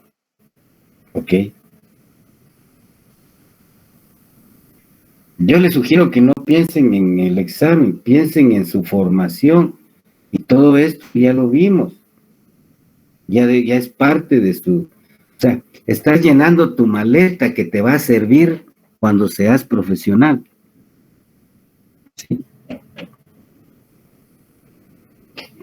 Se lo está diciendo alguien que ya tiene mucho tiempo de estar en el ámbito y que allá en la calle, carajo, solo salís a la petapa, bien aún con la toga, pero cuando salís a la petapa ya te la vas a ver así, con la realidad cruda, y esa maleta de instrumentos técnicos que llevas, esa maleta de teorías que llevas, que son las que te hacen decir que sos economista, van a ser muy necesarias para que desarrolles tu actividad económica. Y hay muchos aspectos más, pero para que veamos la razón. ¿Cómo ha evolucionado la economía pública y a qué se ha debido su evolución, el cambio de paradigmas, ¿sí? Los propios aspectos relativos al crecimiento de la población